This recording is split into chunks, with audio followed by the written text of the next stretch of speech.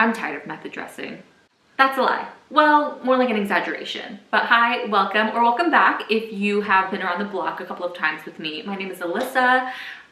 This video is going to be a bit, well, a bit different than the videos I normally make and put up on this channel. This is going to be a little bit more video essay in style. I'm going to be talking about method dressing, the rise of method dressing, and my thoughts and feelings on it. But before we get any further into this discussion, let's back up a little bit. What even is method dressing?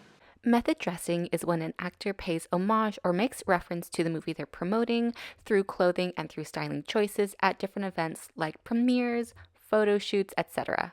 So method dressing is nothing new. It has gained in popularity though in the past few years, and just like anything else that was once novel and new, more and more actors, mostly female, have been jumping on the method dressing bandwagon to promote their movies, whether by their own choice or their studios, and it's starting to feel tiresome and kind of overdone. I've been wanting to make this video for a little while now. I actually watched a separate video from a channel called Spoiled, who goes through multiple celebrities throughout the past few decades who have done method dressing to promote their films. This video today is prompted by a couple of things. One, Blake Lively and Gigi Hadid at the premiere of Deadpool Wolverine. And second, Ariana Grande and Cynthia Erivo flying around the world in pink and green to promote their upcoming movie, Wicked. Let's get into it.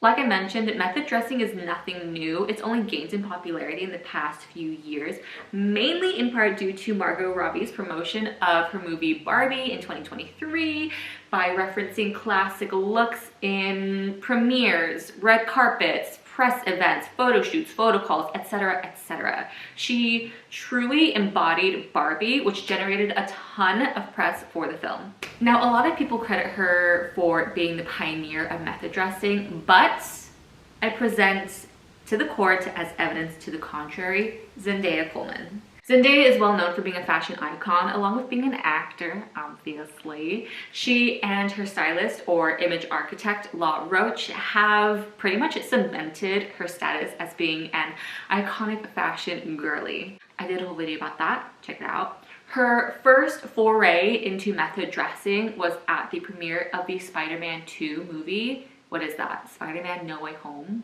I'm not very well versed on the most recent Spider-Man trilogy movies, but at that premiere, she wore an Armani dress that had a red bodice and a black skirt that was very reminiscent of a Black Widow Spider-Man. Get the picture? Get the picture? She continued with the method dressing for the Spider-Man 3 premiere. I don't know the name of that one off the top of my head. But at that premiere, she wore a custom Valentino gown that was embellished with sequin spiderweb motif, and she accessorized with a black lace mask. She even, in 2021, wore a vintage Roberto Cavalli gown. Roberto Cavalli. Yeah, that's right. A vintage Roberto Cavalli gown that has a metallic spine detail in the back at the, now let me get this right, the Bayonne door, red carpet, Bayonne,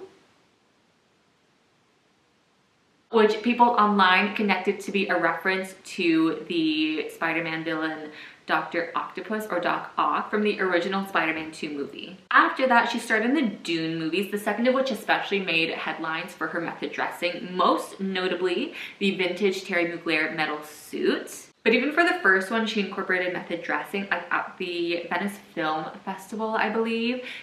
She wore a custom Balmain gown in full leather, which is truly amazing, very reminiscent of being in the desert. YouTube channel Hot Mode has 2 whole videos dedicated to all of the Dune press looks for both the first movie and the second movie, and goes into great detail and depth, connecting all of the looks from the red carpets and the premieres to elements of the movies. I think also worth noting though is her Sydney premiere for The Greatest Showman, in which she wore this beautiful Moschino gown in a butterfly print or pattern or motif, which I like to think is a reference to her character as a trapeze artist flying gracefully through the sky. She then moved on to promote her latest movie, Challengers, in which she plays a washed-up tennis star trying to coach her husband to make it to the big leagues. Red carpet looks for that movie referenced all things tennis, from pleated skirts and collared shirts to shoes with tennis balls on the heels to green dresses with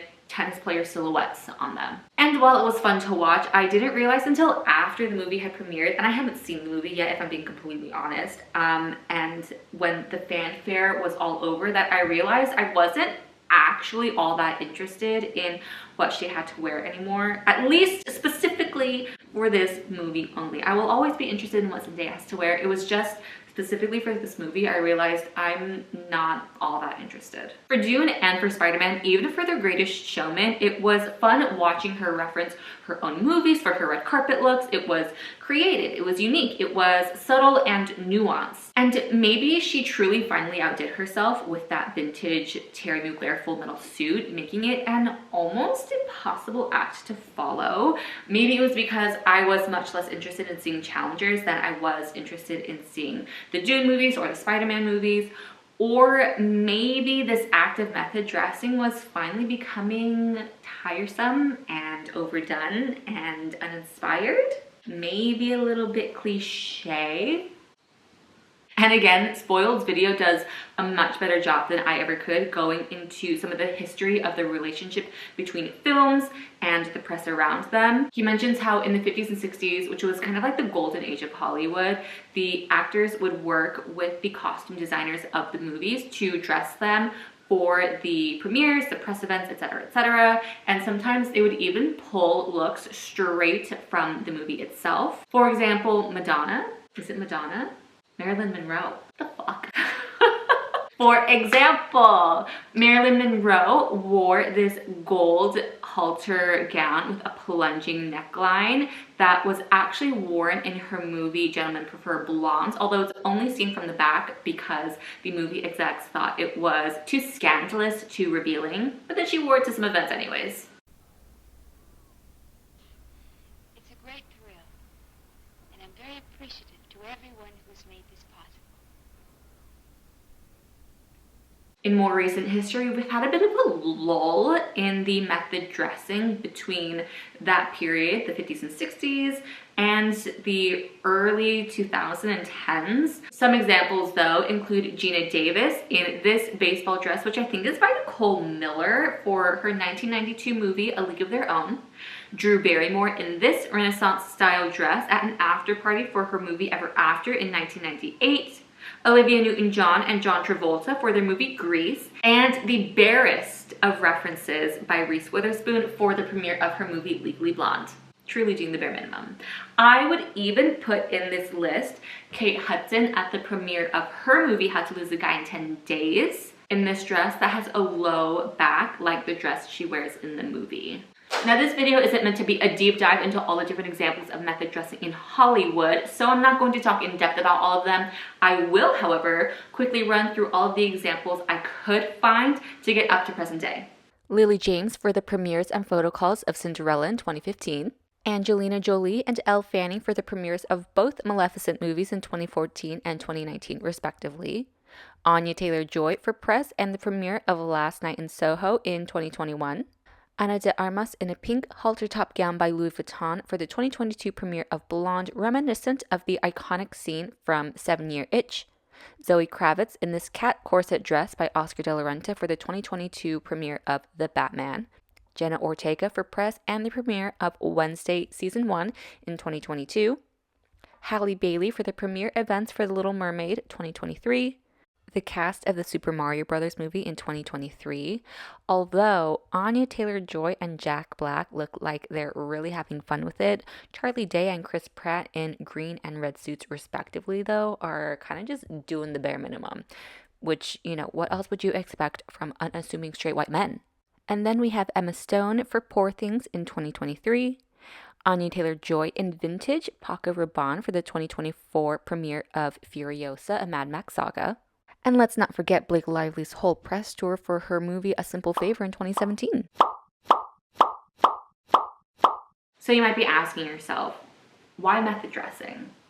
It's all about the promotion, baby. Yes, it's also fun and creative. But like I mentioned earlier, even back in the 50s and 60s, Hollywood stars would wear clothes from the movie or similar to their characters in the movies to premieres and to press events to further promote and to call attention to their movies. Also, I feel like red carpet premieres have never been more of a spectacle than they are now. Don't get me wrong.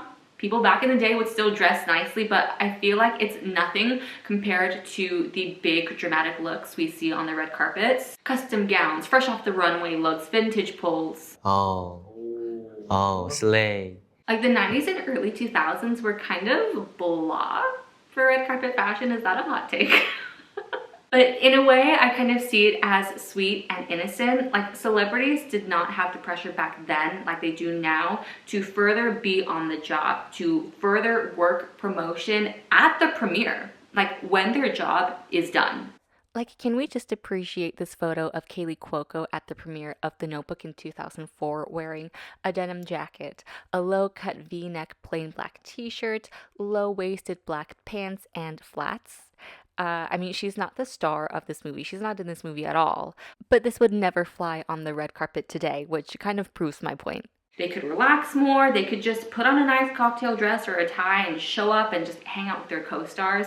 But now every look has to serve the movie in some way. Every red carpet and interview and photo call, etc., has to serve as another opportunity as subtle, silent promotion to get people to the theaters to see these films. And it's starting to feel less and less authentic. Method dressing up until the past few years was fun.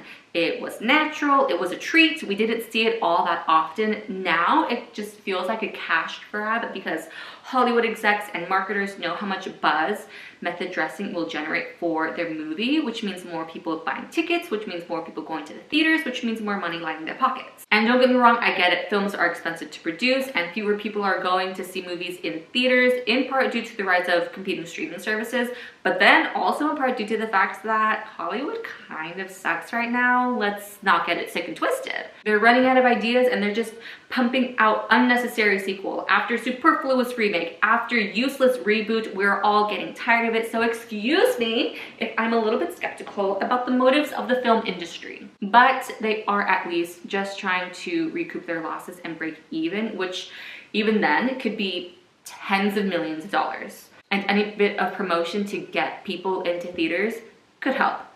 But I digress. This video is not about the film industry. Fast forward to today, bringing us back to Deadpool and Wolverine and Wicked. I think what Blake Lively and Gigi Hadid did at the premiere was really fun. It was really unexpected. I was very surprised.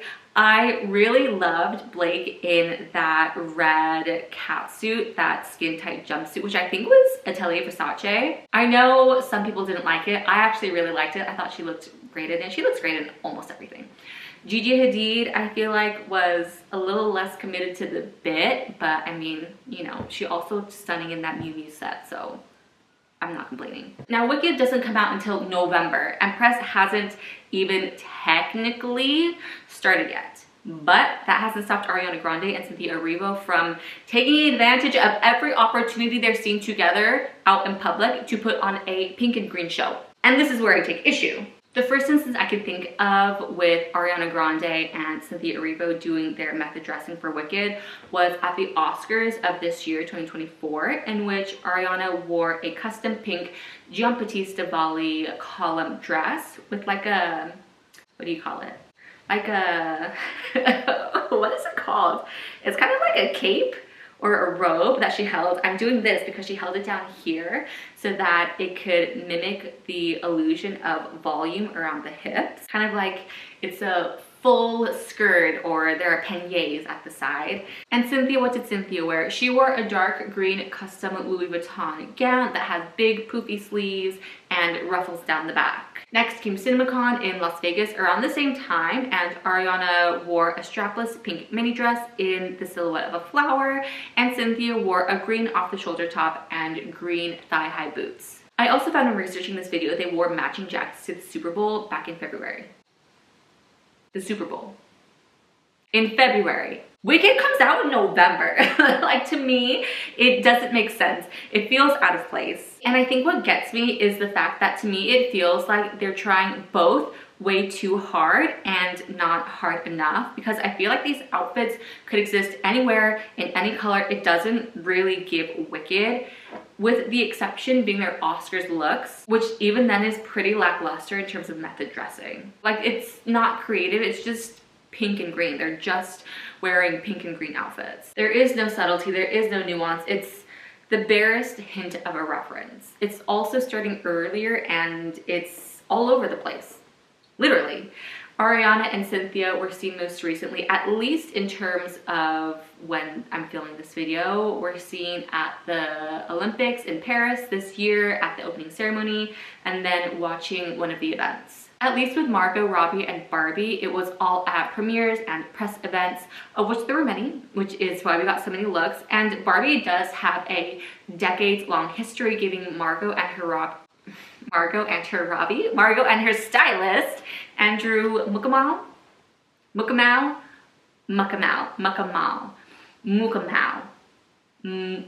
plenty of material to work with. I don't know much about Wicked. I don't know much about The Wizard of Oz. I haven't read the books. I haven't seen the musical, which feels kind of embarrassing. Not gonna lie. It has been a goal of mine to get more into musicals, musical theater productions. I want to educate myself and become more well-versed in this world. So I had to do all new research for this. The musical Wicked's origin comes from the children's book series by Frank L. Baum. The first one, called The Wonderful Wizard of Oz, that came out in 1900. This was then adapted into the very well-known, beloved musical film, The Wizard of Oz, in 1939, which I have seen. Then in 1995 came the book Wicked, The Life and Times of the Wicked Witch of the West by Gregory Maguire, and the first musical adaptation of that came in 2003 on Broadway, famously starring Idina Menzel and Kristen Chenoweth. So with that being said, there isn't that much historical material to work with compared to Barbie. Both Wicked and The Wizard of Oz do come from books with illustrations, but visual adaptations, like the various film productions, like the various musical theater productions, have had to mostly find their own inspiration and take creative liberties when it came to costume design. For example, in the original book, Dorothy is described as wearing a blue gingham dress, which the 1939 film adaptation recreates. But according to thejudyroom.com, production and costume design went through 10 different dresses before settling on the final look. The Wicked Witch of the West was originally supposed to have a more glamorous look, a la Wicked Evil Queen from Snow White and the Seven Dwarfs, but along the way during production, it was decided that the Wicked Witch of the West would take on more of an old hag appearance. I found this interesting when I was doing my research. The original actor before the concept switch took place was Gail Sondergaard. She even went through multiple costume test photos with the original, like, glamorous look for the character, and then the switch happened and production decided she doesn't look right. She doesn't fit the look of, like, the ugly version, I guess. So she was recast. Margaret Hamilton was then cast because she fit the look. If I was Margaret Hamilton, I don't know whether to be flattered or offended. I think I'd be offended. Also, the iconic ruby slippers in the movie were actually described as being silver in the book. Glinda the Good Witch is seen in the illustrations of the book to be wearing a white dress, which the original Wicked adaptation on stage stays faithful to, as does the 2013 film adaptation Oz the Great and Powerful. Although in the 1939 musical film, Glinda is seen wearing a pink dress, which the 2024 Wicked musical film adaptation, seems to reference. So, back to 2024's Wicked adaptation. Despite there not being a lot of material to work with, I still think Ariana and Cynthia, or I guess like their stylists, could work a lot harder to find references to the books or to any of the previous films, of which there are several. Like, I love Michelle Williams's white dress in Oz the Great and Powerful. I also love Rachel Weisz's looks, all of them. She looks incredible. Any of those could be referenced. I mean, inspiration does not have to be literal. Nor does it have to be lazy and boring. Anya Taylor-Joy wore this vintage Bob Mackie wedding gown to the premiere of Emma, which is a reference to the beautiful gown Audrey Hepburn wears as Eliza Doolittle in My Fair Lady, which has nothing to do with Emma. They're not even set in the same time period, but it is period dressing, and Anya still looks stunning, so we love to see it, and I'll take it. I appreciate it. Thank you, Anya. I would love to see Ariana in a white dress like from the original illustrations, although I understand wearing a white dress almost of any kind is very reminiscent of wedding gown, so I get it. On Cynthia, I would love to see all black looks like as is typically worn by the Wicked Witch in almost all of the film adaptations, or maybe something slippery and silky, something in moire, which would be a reference to the fact that she's melting. Or literally any reference. Here we go again. What is going on? Where is everyone going? Literally any reference to any of the characters from the Wicked book or the original Wizard of Oz books, I would take. Like Ariana Grande in this blue gingham dress to reference Dorothy, love. Cynthia in an all silver look, maybe with like a headpiece to reference the Tin Man, love. A menswear inspired suit in green to reference Oz himself or any of the people from the Emerald City, would also love. For the Met Gala this year, we did see Ariana in a white Loewe gown and Cynthia in a black two-piece tuxedo set, which she said, if you looked really closely, had like a subtle reference to Wicked. Maybe I'm just not that well versed, but I didn't see it. And if we do want to just stick with this green theme, then I would love to see this floor-length long-sleeve green gown by Robert One for his fall 2024 couture collection. It's complete with a headpiece and gloves with long green nails, perfect for the Wicked Witch of the North. Wicked Witch of the West. The Wicked Witch of the West. Perfect for the Wicked Witch of the West. Even this tweed coat dress by Chanel for their 2024 Fall Haute Couture collection would be a more interesting reference to the coat we see on Glinda in the trailer. Like, it's not that hard to come up with more interesting, more nuanced references. Hello? And we do still have time to see something more. Like I mentioned, the actual press tour hasn't started yet. It comes out in November, so we still have time to maybe see something more exciting. But if what they're doing now is any indication, I'm not holding my breath. And I'm not trying to shit specifically on Wicked and Ariana and Cynthia. Like I mentioned, I wasn't even all that enamored by Zendaya's method dressing for challengers. It kind of just felt like too much back to back from Dune to challengers, and she looked gorgeous. Everything looked impeccable on her. I mean, she's Zendaya. It's gonna look great. She's gonna look great. It just felt like a little bit more of a reach. It felt too on the nose. It felt less creative. We got pleated skirts and colored shirts and a dress with a tennis player's silhouette on it. In fairness, I think it's harder to have more subtle references to something that's real, like tennis, compared to Dune, which in itself has a wealth of material to work with. From the elaborate costumes of the film itself, to the landscape of the movie, to actual descriptions from the book. With all of that, it could be much more interpretive, I guess. But I've just been seeing a lot of Ariana and Cynthia specifically, and so they're the catalyst for this video, and I fear a growing trend in Hollywood. I want to add that part of the feeling of non-genuineness, of inauthenticity, I guess, is the fact that a lot of these people, mostly women, because men are useless and boring and lazy and too fragile in their male egos to publicly appreciate fashion without fear of being labeled as gay, don't have any reputation for being fashion girlies. I work for a fashion magazine. Zendaya and Blake Lively are well known for being fashion girlies. Even Anya Taylor-Joy and Elle Fanning, I wouldn't be surprised to see something from them. They have the credibility of being fashion girlies. They know how to stun. They know how to turn a look. Method dressing is just an amplification of their already high fashion profiles. But the rest of them, they just wear the nice clothes that was handed to them by their stylist. And maybe that's a bit mean. Maybe I don't give them enough credit. You also don't need to have a history of dressing well, of fashion iconness, fashion iconicity, if you will, to do method dressing. I'm not trying to gatekeep method dressing only to those who have proven themselves to love and appreciate fashion. That's not what I'm trying to do. But it feels much less believable and authentic when they haven't proven themselves, when they don't have the history of trending the look, of appreciating fashion. Like, all of this effort is put into a look that is cohesive and uniform with the movie, when there hasn't been the same level of effort for any of the other red carpets they've been to in their lives. So why this one? We know why this one, because the studio knows that doing so will generate press for the movie. Feels fake. Vogue magazine ran an article back in May titled "Enough with the Method Dressing" by Hannah Jackson, who put it perfectly. The film industry took a massive hit during the COVID pandemic, and the Barbie method dressing proved that fashion could spark people's interest in film again. Not only did people go to the theaters, but they went in costume, sparking a major fashion trend too. But the purity of the intention has been sullied by a desire to turn that creativity into cash.